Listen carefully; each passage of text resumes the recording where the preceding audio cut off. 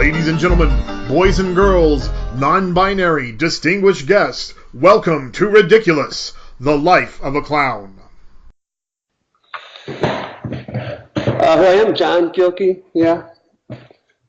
What am I doing? I don't know what I'm doing.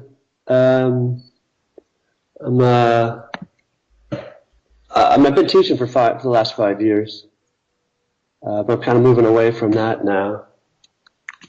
What are you moving towards? I don't know yet. So you are most famously known as a clown, Pickle Family Circus, Cirque du Soleil, and so on. But you started, a big part of your skill set, what you started off was as a juggler, right? That's right, yeah, when I was a teenager. So how did you get started in circus skills? How did you get started as a juggler? I was 10, and my brother's friend was over, and he was juggling some tennis balls or oranges or whatever, and I thought that was the coolest thing in the world. So I started to. I guess he taught me a little bit at that point, and then I just kind of ran with it. Well, off and on for like a couple of years, and then when I was 13, I started to visit like this weekly gathering of jugglers down in Sunnyvale. And kind of met up and became friends with these guys and gals, and kind of had at least one mentor there who sort of took me under his wing and encouraged me to keep learning new stuff and to compete and to do shows and things like that. So I was pretty into the juggling, from 13 on. What was your first show? Well, that's a good question. What was my first show? Jesus, you'd think I would remember that.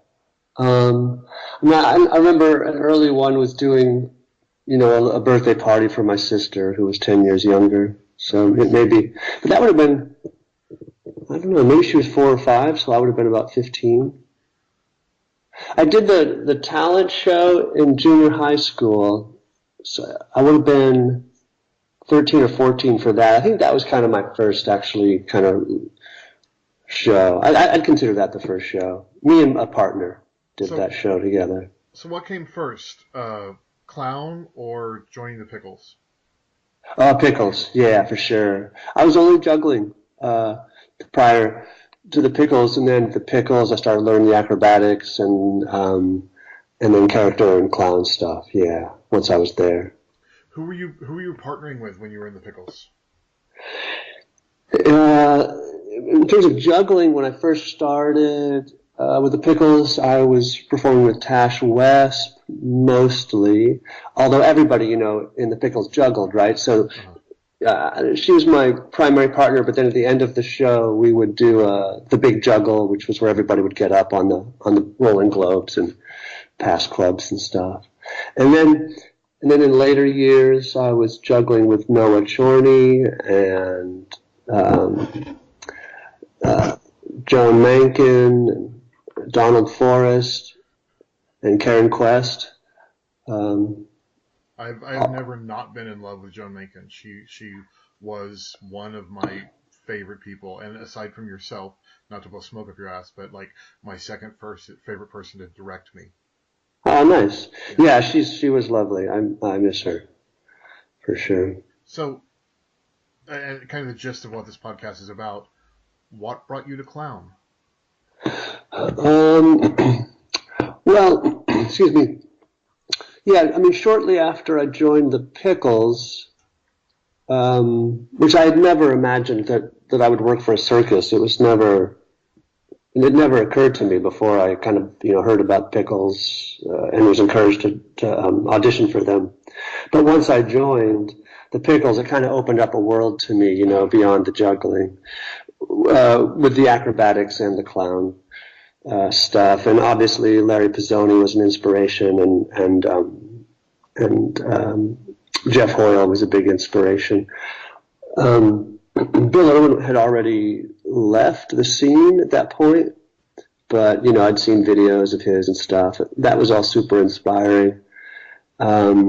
early on. And then also in my first, in the beginning even of my first tour with the Pickles, we went to Philadelphia and we were there as part of a theater festival.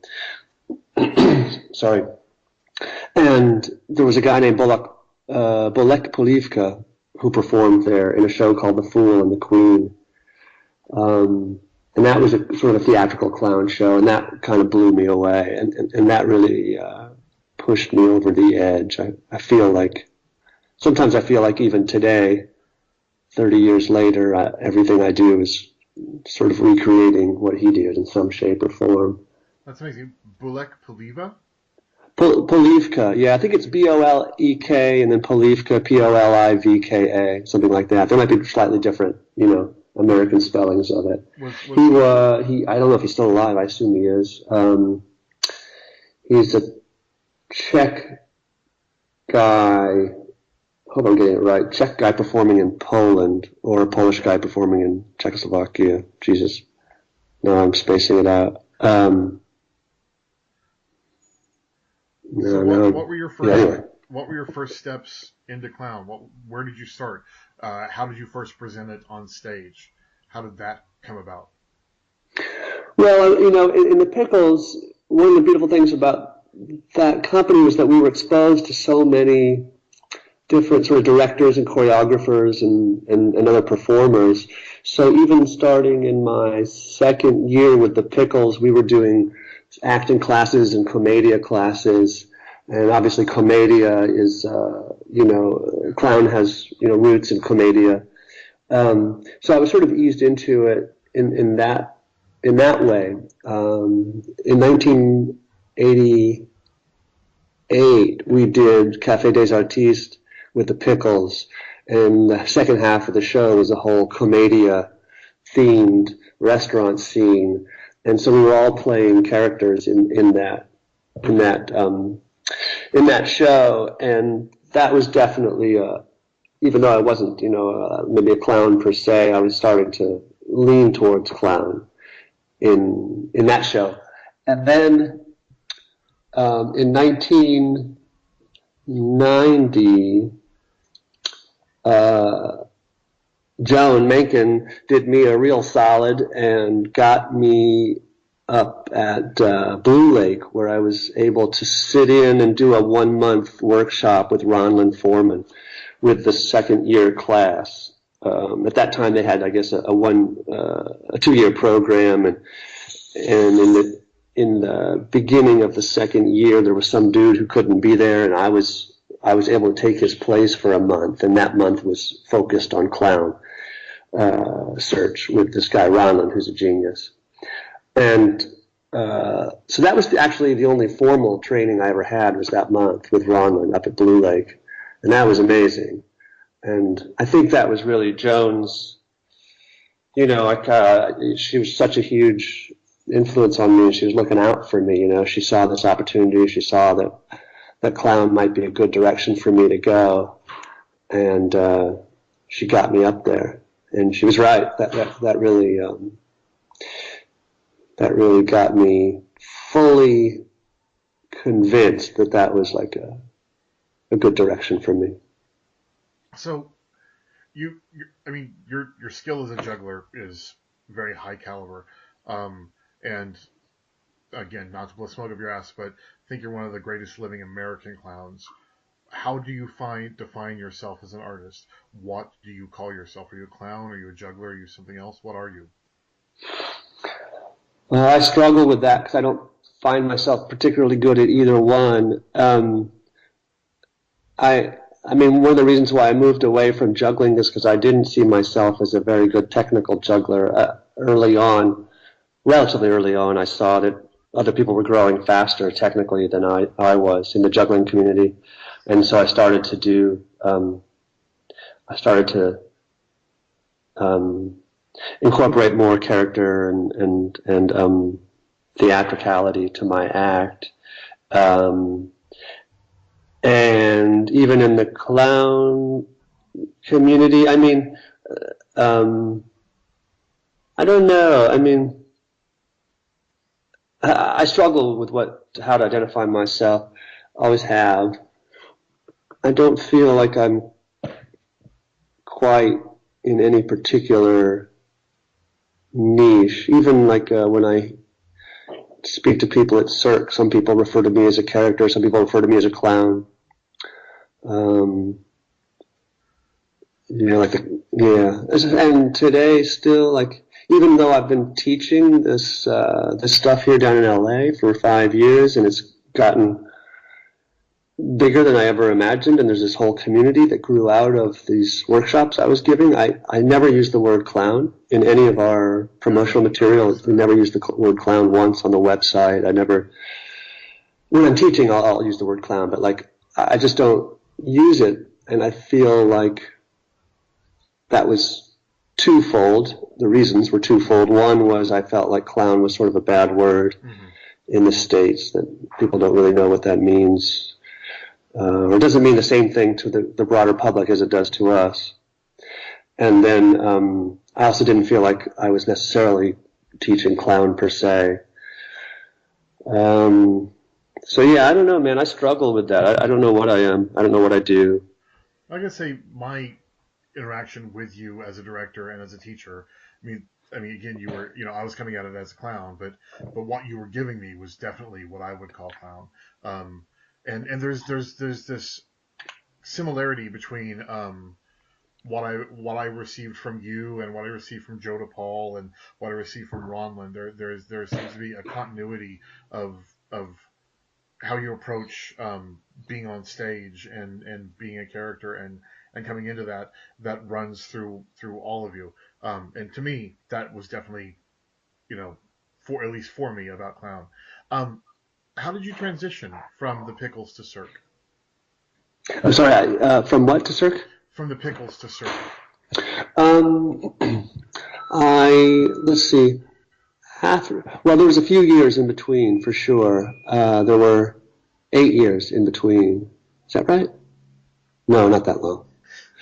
5 years in between. I left the Pickles after 4.5 years and went to Switzerland and performed with the Dimitri company there in Switzerland. There was sort of a back and forth between the Dimitri company and the Pickle Family Circus artists, going back and forth for several years prior to me going over there. And we made 2 different shows over there and toured all over. And those weren't circus, they were more theater, but also commedia, definitely commedia inspired. And we did some circus skills there as well. But that was another sort of push, away from the juggling for sure, and more towards character and clown work. And then when I came back from Switzerland in 1993, I started working on a solo act. That's where sort of the modern version of the coat rack act came to be. I'd been doing different versions of it for years before, but the one that people are familiar with, the one that I did at Cirque du Soleil, that act came together when I returned from Switzerland. And there was about 2 years after Switzerland and before Cirque du Soleil where I was doing, variety shows in San Francisco and comedy clubs and did a high-end, world-class variety show in Winter Garden in Germany, the Winter Garden Varieté, which now a lot of people are doing that kind of circuit. A lot of people have been doing it forever. I didn't start anything. I guess my point about that one was that when I went to Germany, that was sort of my first sort of world-class gig. That's where I kind of went onto the next level. International is a better word for that than world-class. And then shortly after that, I auditioned for Cirque. And that's kind of a long, stupid answer to that question. No, you came into Cirque in creation. Like you created a role your first time through, and that was a starring role, or did you do something before you started starring in Cirque?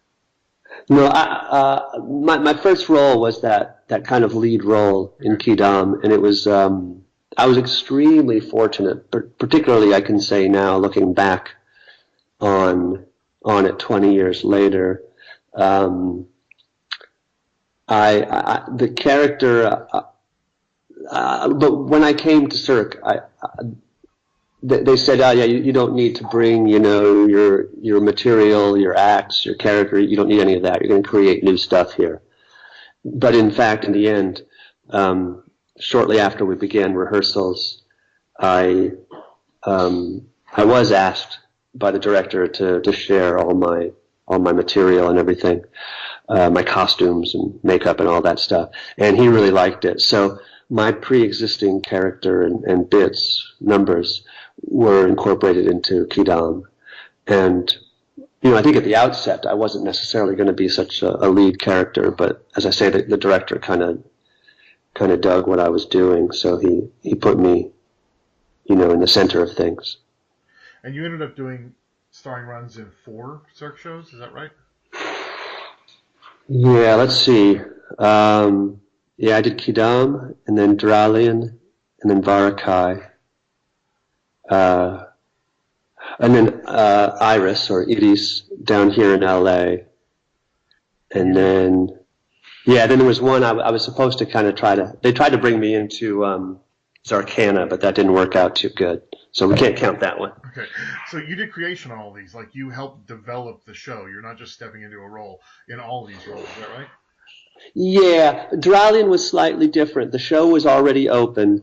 The clowns were leaving after a year or two of the tour, but they were taking their material with them. So even though the show existed, I was asked to develop new material for that show. And so I reached out to a buddy of mine who I'd wanted to work with anyway. We sort of expressed mutual interest to work together. We'd never had before. And I was able to give him a call and say, "Hey man, I think we can have a gig here if we want." And I went down to New York, and we had 2 weeks to put together a couple of acts, and then we came back to Montreal, showed them to the bigwigs at Montreal, and I can't believe it, but they they took those 2 bits of ours, and those 2 bits were in the show for 15 years, something like that. Crazy. So on that note, creating work, before you get in front of an audience, before you get in front of a director, how do you know what you're making is good work? What's your theoretical framework? What is your frame of reference for knowing what you're doing is good? I never know. I never know, man. I mean, when I was earlier in my career, up until Quidam, let's say, my material was all based on skill. So for me, it was mostly juggling and object manipulation. And I could have some sort of objective view of that. I could step back and look at the physicality, the technique. I could look at the costuming and the way I was using music, and I could sort of have an objective view and say, this is working. It's clean. It's got a solid look to it. It fits. There's a relationship between me and the music, and but at that time it wasn't like I was going for huge laughs. As I moved more into roles and characters that were less reliant on the tricks and on the skills, and more reliant on laughs and gags, that became more difficult for me to be objective, and I just hoped that it was funny.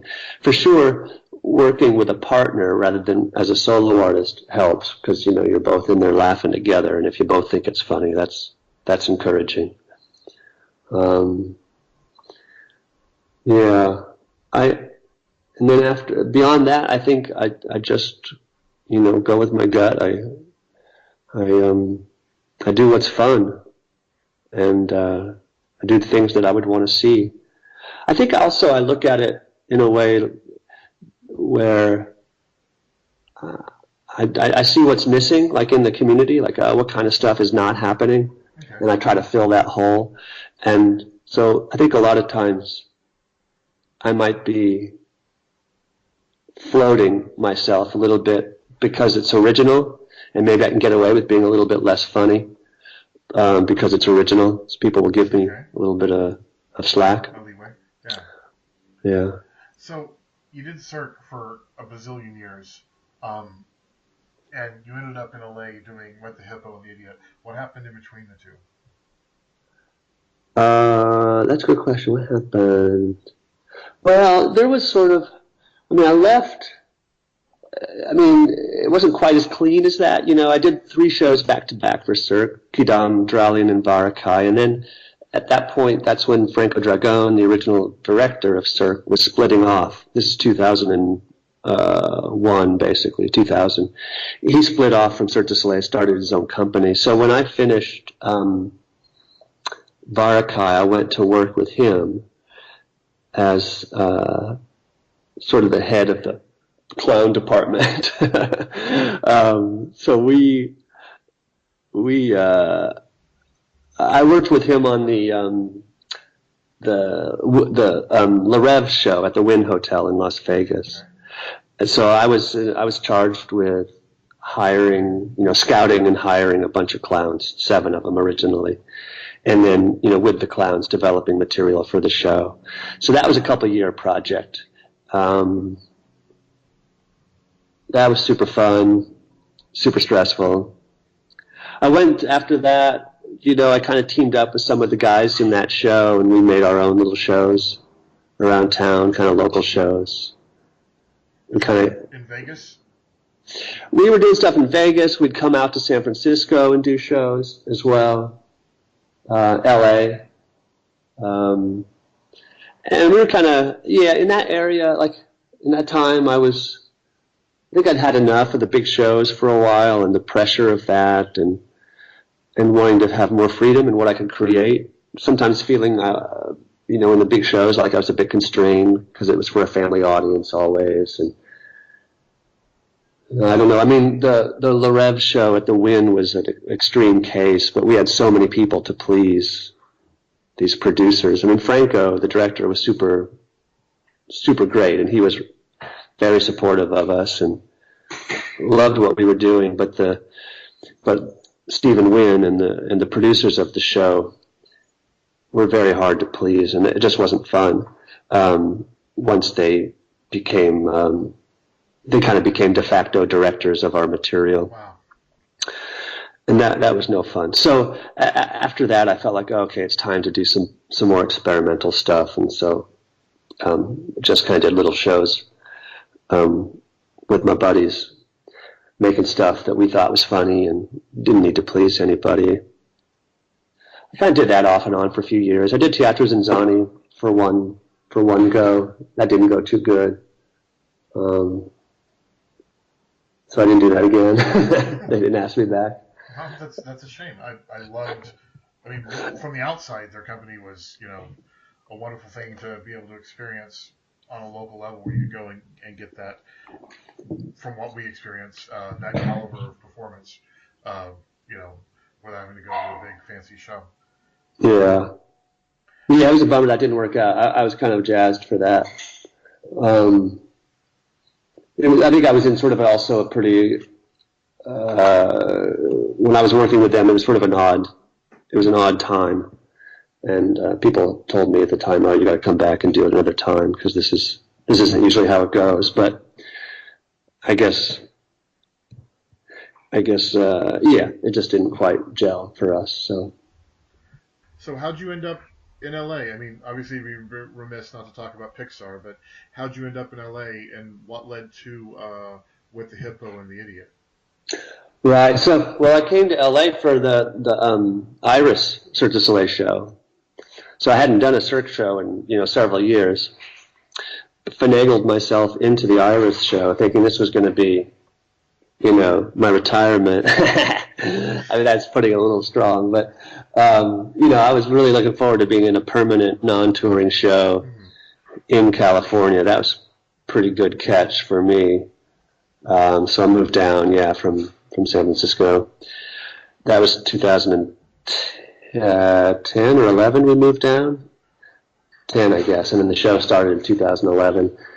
But then the show closed a year later. I was actually kicked out before the show closed. There was a bunch of us that were fired. We weren't really fired. I guess we were just let go. The show was struggling from the beginning. They weren't able to get an audience in there. So they kicked out a bunch of us, about a dozen of us. And then the show closed anyway a few months after that. So, yeah. Are you still on decent terms with Cirque? Oh, yeah. I mean, they brought me, I was told one of my very first days, I was told by this guy, Stephen Regatz. I don't know if you know Stephen, he's great. He said, "Oh man, you'll be fired and hired many times over, and every time they hire you back, they'll promote you."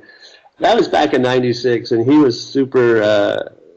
That was prescient because that happened several times. So even after, like in Iris, I understood why they let me go. They let some people go from that show that they shouldn't have let go.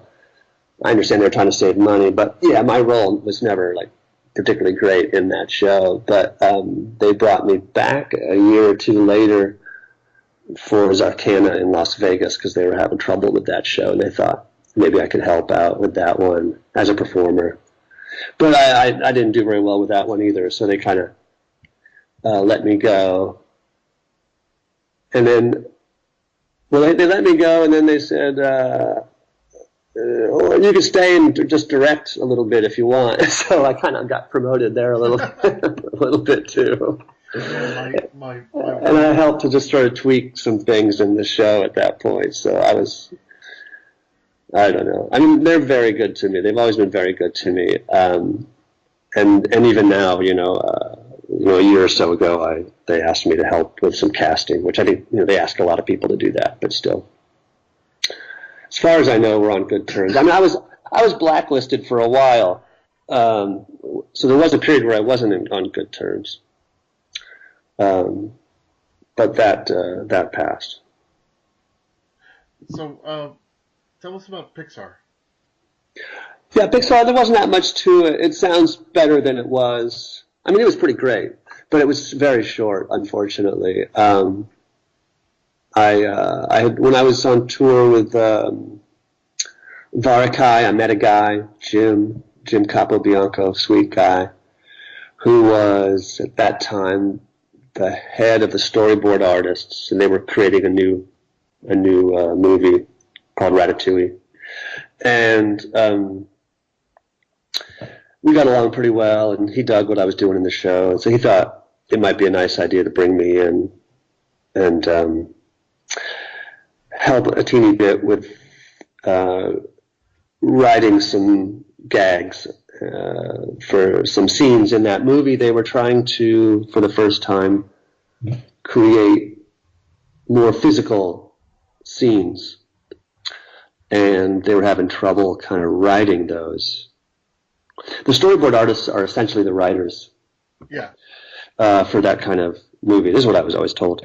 So they brought me in once or twice, and I, they had some props and a couple of costumes, and they asked me to play around with some ideas, fleshing out some characters and some of the physical gags and such. See, they don't do, unlike many places, they don't do motion capture at Pixar. So they just filmed me, and they made sketches as I did my stuff. That would have been pretty fun. I wish that had continued. That would have been a pretty sweet gig to continue to have that kind of relationship with them. But I think, it probably just wasn't that necessary. I think and I think in a way maybe it took something away from the sketch artists, the storyboard artists. Maybe they wanted more freedom to do what they wanted to do, even if it was taking a bit more effort for them to figure out how to create it. It just didn't seem to jive with their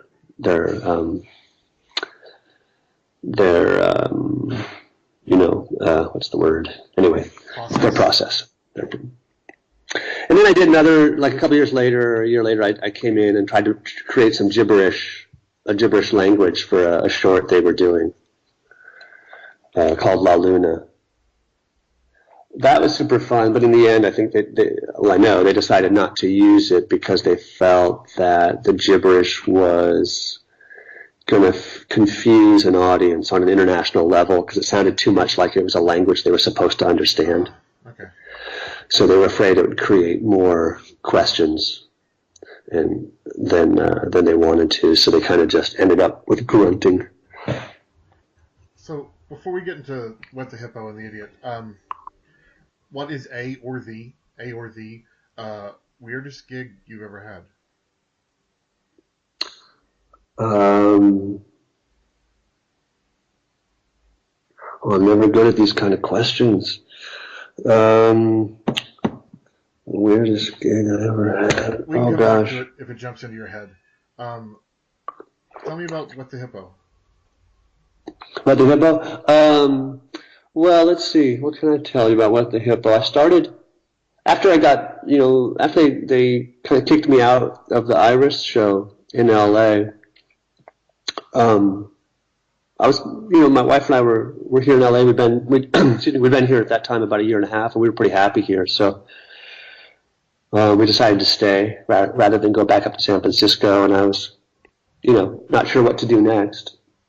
But I, recognized that there were a ton of, extremely talented people in LA, obviously, and a lot of comedians, and in particular the improv community here is super strong. And I thought, well, I bet, at least some of these folks in the improv community, they probably dig this clown stuff. They probably just don't know about it, but they would dig it if they were exposed to it. So I set about to teaching, a couple of 6-week workshops, once a week for 6 weeks. See if I could get some people to take it. And I did, and people did want to take it, so it went super well. Now it's 5 years later, and I've got people teaching for me. So it's a little, I guess I have to explain. There's What the Hippo, and then there's the Idiot Workshop, and they're sort of intertwined. So the classes, the workshops are the Idiot Workshop, but after a few months of teaching the Idiot Workshop, I had like this handful of people taking the classes that were just beyond talented, and so we said let's get together and let's make a show. And we called that first show What the Hippo, and we did it at the Hollywood Fringe Festival, and we got this amazing review, and then we sold out after that, and that kind of launched that brought a lot of people into the Idiot Workshop, and then that also kind of launched this sort of performance wing of the Idiot Workshop, let's say, which is the What the Hippo. So nowadays with the Idiot Workshop, there's a bunch of people teaching for me. I'm not even teaching at all right now, basically. We've got half a dozen classes at least a week that are being taught. And then we also have a bunch of shows that fall under the What the Hippo umbrella. In fact, we have a brand new one that's going to be opening up next week, a week from today. Yeah. What's it called? The new one is called, well, it's so funny you ask that because I might be changing the name as we speak. We've been advertising it as the Good Time, Great Time game show. Okay, I've seen that on Facebook. And I'm just now working on a new graphic where I'm kind of minimizing the good time, great time. But anyway, it's a game show. Cool. And this will go up today. So where's it going to be at? Okay. Oh, awesome. We're at the Electric Lodge in Venice Beach. It's at 8:30 p.m. on the 27th and the 28th. So that's next Friday, Saturday. $20. You can get all the information on our Facebook page, the What the Hippo Facebook page, or you can get it on our website, whatthehippo.com. Also, theidiotworkshop.com if you follow the show's link and go to the schedule page. That'll give you some information. Cool. We don't have a lot of listeners, but hopefully we have some in LA. Um, Yeah. so you don't want to teach anymore? I'm pretty burnt. I'm pretty burnt. Um, um, it's it's been 5 years, and it's just it's every waking hour is if I'm not actually teaching, I'm working. I've been working on the administrative aspect of it, or it's just all consuming, and I've reached a point where um, I haven't been growing as much recently with it. I haven't been discovering as much recently. Um, and I just need to get new experiences of my own. I need to go out and do new things and get recharged, and um, and maybe then I'll have something new to bring to the table. But I also feel for the longevity of the school and for the community, um, that having other people teach is the strongest thing Got to mix for in the the DNA. for Yeah. the longevity of the community. Well, here's my issue. Um, we really want you to come up here and do like a 2 day workshop. How infeasible is that? I mean, we're talking like 2 or 3 years down the road after you recharge. I don't know, man. I'm kind of taking it day by day now. Okay. I The best, again, third time blowing smoke up your ass. The best instruction that I've gotten as a clown has been from you. Second to that would be Joe DePaul. I got a 1 day workshop of Joe DePaul, or a 2 day workshop, and that was excellent too. But the best, most informative work that I've done when studying to do this has been under you. And I know there's a lot of people up here who are missing out horribly by not being able to be down there where you've got their school going on. yeah. Um, but you got your life to live, so that kind of comes first.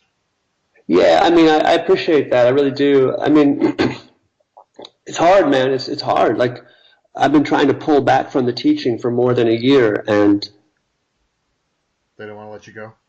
yeah, and I don't want to disappoint people, and I feel like I want to be there for people. I've started something that has grown beyond anybody's expectation, and as I say, there's this whole community that grew up around this thing in LA.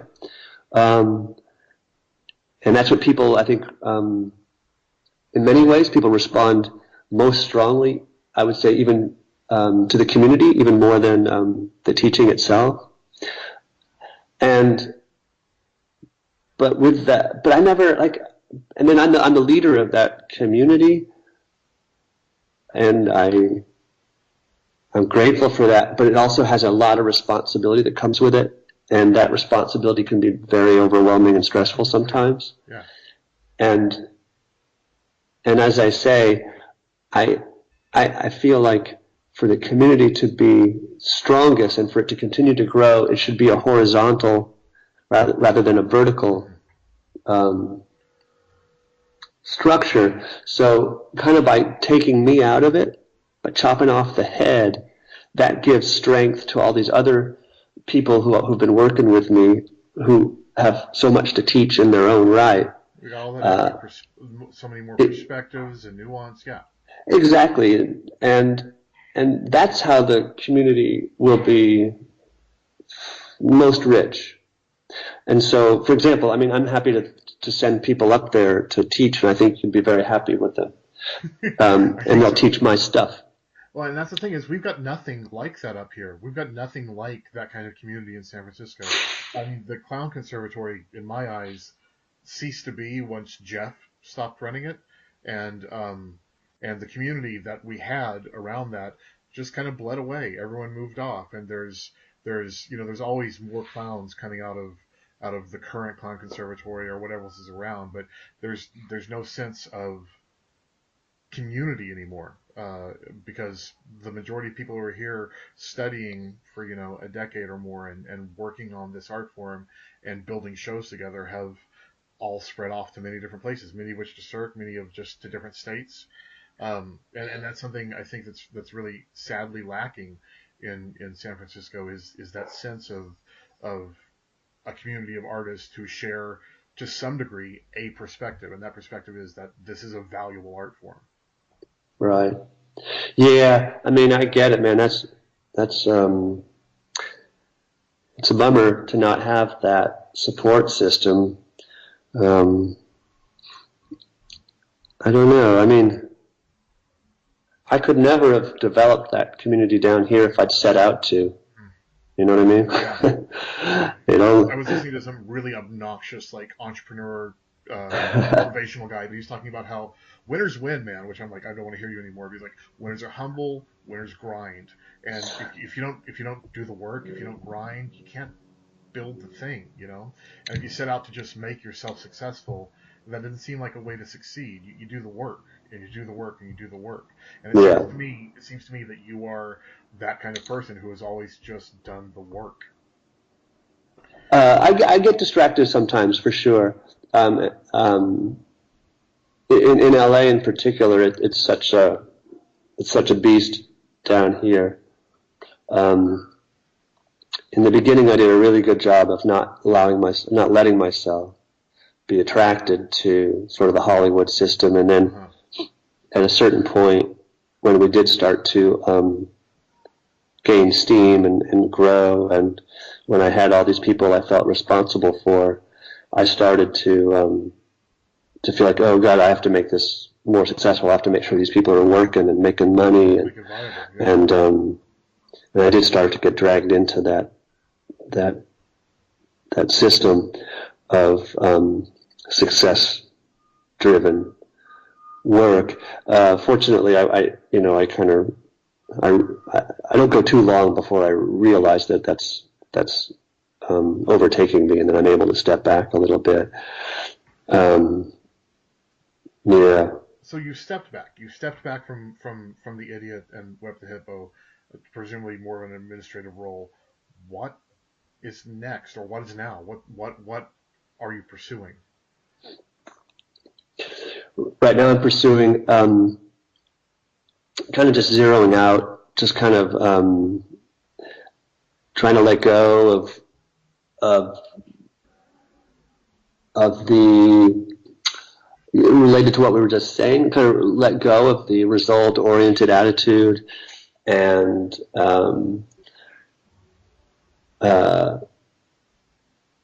let go of some kind of expectations that I have to fulfill for outside people or outside reasons. Try to let go of my fear that I have to make money. That's a real hard one to let go of. Yeah. And I kind of want to just sort of go into like creative bliss, where everything is, where I set up everything and surround myself with the things that allow me to feel creative, for no other purpose than to create, and to so I'm working hard to kind of put things into place, like, you know, make my home peaceful and beautiful, and to shun the things that make me feel obligated to do anything. And I'm hoping if I can succeed at that, if I can create just sort of an oasis of creative energy, then something will come out of that. And I think if I can do that, if I can create that space for myself, and if I can give myself a fucking break, and dig deep enough, if I really am a creative person, then something good will come out of it. You know, I kind of have to trust that. Well, I mean, sorry, looking at you from the outside, there's no way that can't work. I mean, no matter what, you've accomplished a goal of freeing yourself up. You know, so you've gotten something out of it. You've taken all this painful stressor off yourself and giving yourself the room to breathe. And then it doesn't matter what you create after that point, because you're gonna. I'm not making a lot of sense there. But yeah, that sounds beautiful. Yeah, it's a good goal for me.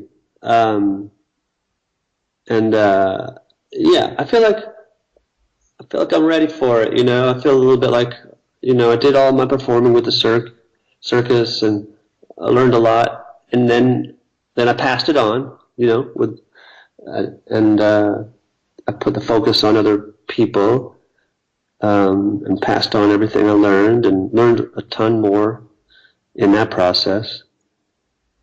And now I feel a little bit like I'm free to do whatever happens without, again, like I repeat myself, but without feeling like there's a particular goal in mind. I don't have to please anybody.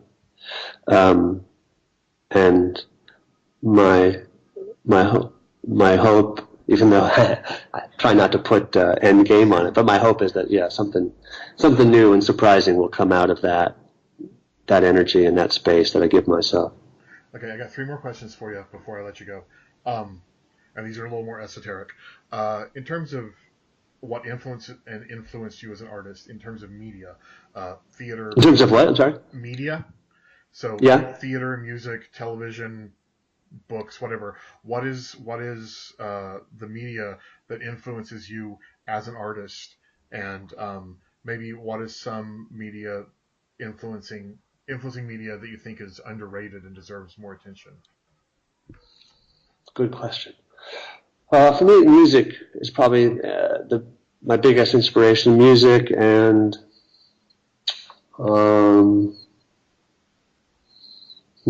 mostly music. Dance often when I can find good dance. What else? Yeah, I'd say music is certainly the big one. I can't make music. I try. I'm learning, playing the guitar and stuff like that, trying to learn. But for me, often like my creative process begins with listening to music.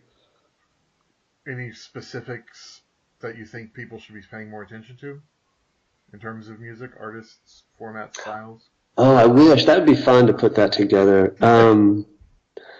No, I'm just kind of like, I just kind of wander around Spotify, There's nothing right now that's really doing it for me that I can share. For me, and I will share it with you, what picks at my brain the most is when people recontextualize popular music. So people like Postmodern Jukebox, which is out of LA, who takes pop and rap and oh yeah, no, I know them. Jazz. They're great. I worked with one of the tap dancer who's with them. She's great. The tiny person with the black hair. Yeah, this was a couple years ago, so now I'm spacing her name as well. She's wonderful. But also Leo Baratheoni, who's out of Sweden and does metal covers of all these kinds of songs, or a mashup artist like DJ Shmuley, who does just anyone who takes a piece of music and takes it out of its context and rearranges it in such a way that it has new flavor and meaning. That gets me in the guts every time. Cool. A couple other things I can share. I haven't been reading about this so much lately. Don't ask me what it is, because it'll take another podcast to tell you. It's up to you or whoever's listening to look it up. But pataphysics is, if you look into pataphysics, there's something very, very fun about that, and very clown. Sorry? PATA?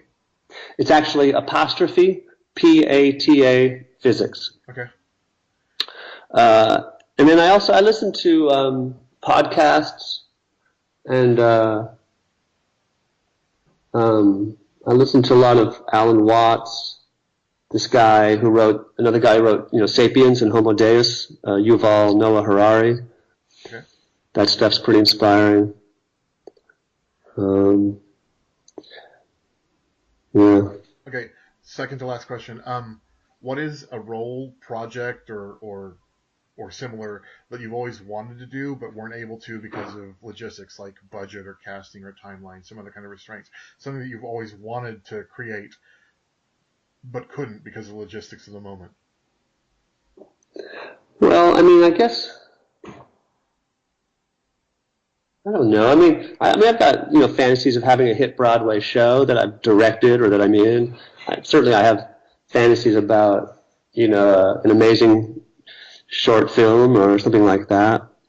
I don't know if I want to spend my life making those things happen, but I think those are one of those things where those are some of those things where I'm not sure that if it's do I want to actually make those things or do I want to have made those things?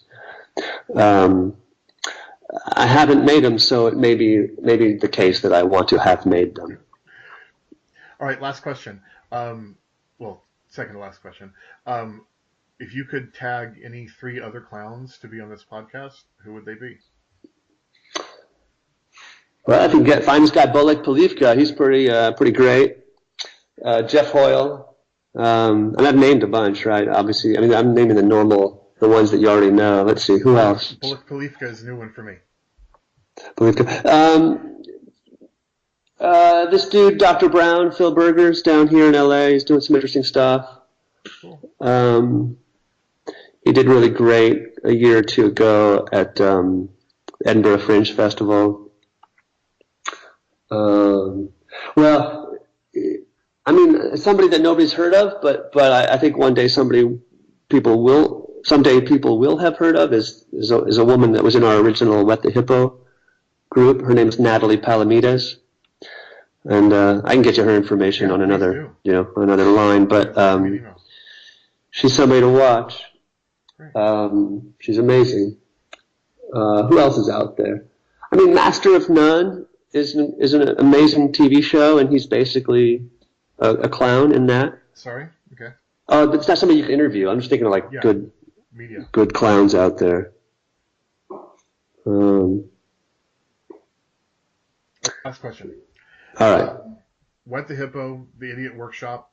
Where can people find your work online? Yeah, well, we don't. This is our big, our lacking. We don't create enough material for online. We don't make enough videos. But they can find out about the shows and stuff in the classes. But they can find out about shows and classes. So theidiotworkshop.com or wetthehippo.com. And I think soon we'll be creating more video content that people can access on those websites. But for now, you can find out about shows and classes on those websites. And then also follow us on Facebook, Wet the Hippo. Same for Twitter and Instagram. It's all Wet the Hippo. All right. John, thank you so much for being on our podcast. This was actually one of my goals of the podcast was to have you on. So I appreciate you taking the time. It's a pleasure. Thank you, brother. I appreciate it. I'll talk to you later. All right. Thank you for joining us today on Ridiculous Life of a Clown. This program, as always, is made possible by your support through our Patreon, which you can find through www.picklewater.com. Also, please join us this coming January 27th, 2018 at 7 p.m. at Stageworks Theater in San Francisco for a huge circus gala featuring clowns, comedians, and burlesque dancers, all in benefit of Planned Parenthood. Hope to see you then. Bye-bye.